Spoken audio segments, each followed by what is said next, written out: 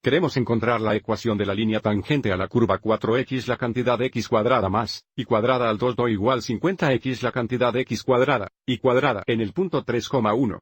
Bien, para encontrar la ecuación de la línea tangente, tenemos que encontrar la pendiente de la línea tangente, que podemos encontrar determinando dx. Y desde que tenemos una ecuación implícita aquí, debemos realizar diferenciaciones implícitas para encontrar dx.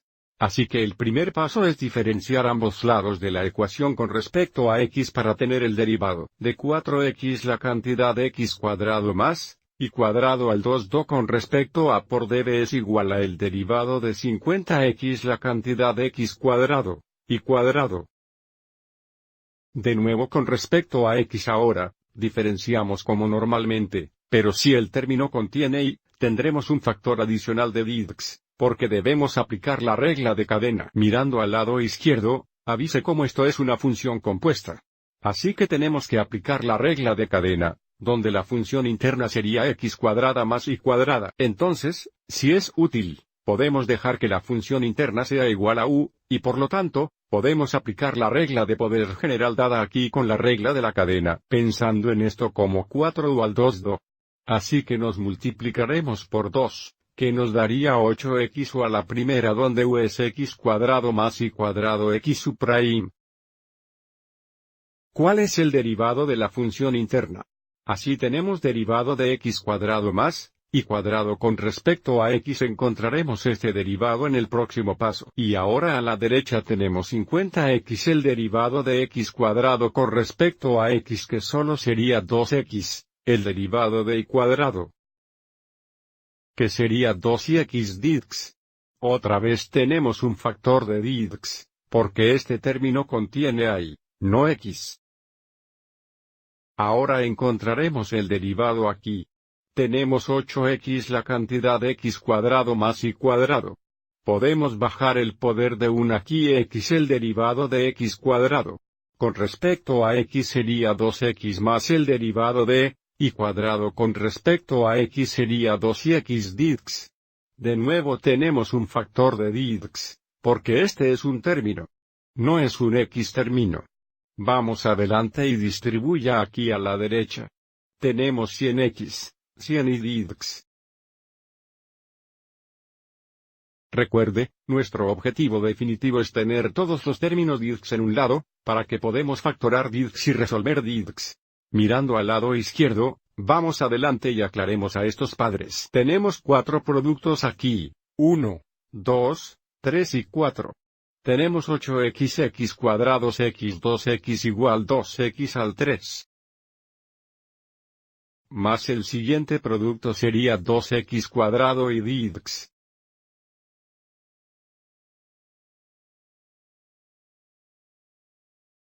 Y luego tenemos más 2y cuadrados, y luego tenemos más 2y al 3 grados dx.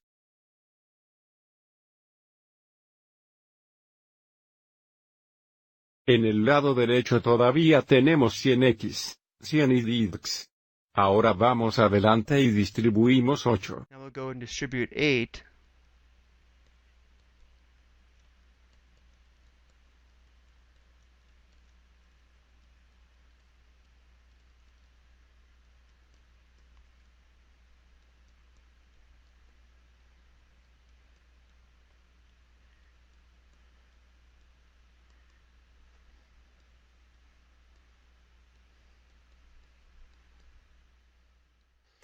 Aviso como tenemos 3 términos que contienen un factor de dx aquí, aquí y aquí. Necesitamos tener todos estos términos en un lado de la ecuación. Y todos los otros términos del otro lado. Así que continuemos en la próxima diapositiva. Y ahora para tener todos los términos de dx en el lado izquierdo, iremos adelante y agregar 100 y dx en ambos lados. Y luego para mover estos dos términos en el lado derecho de la ecuación, restaremos 16x al tercero en ambos lados, y restruir 16y cuadrados en ambos lados. Así también tenemos 16x cuadrados, y dx más 16 y al tercer dx. Pero luego tenemos más 100 y dx igual 100x, 16x al 3.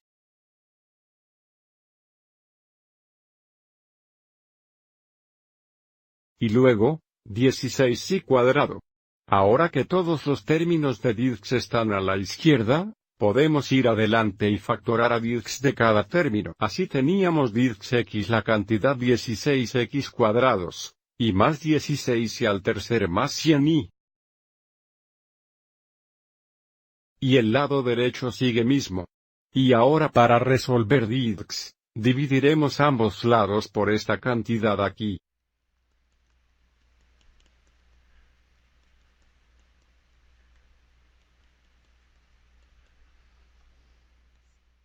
So now we Así que lo tenemos resuelto para Dirks, pero el lado derecho se simplificará. Vamos adelante y factor tanto el numerador como el denominador.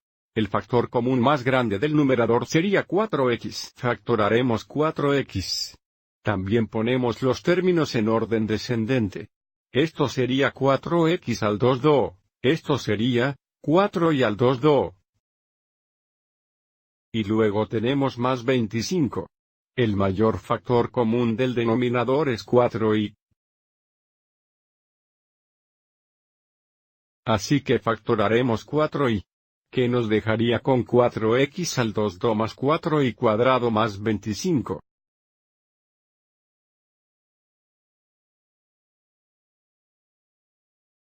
Aviso: en este formulario 4 simplifica a 1, tan Dirks es igual a x por la cantidad 4x al 2 do, 4y al 2 do más 25.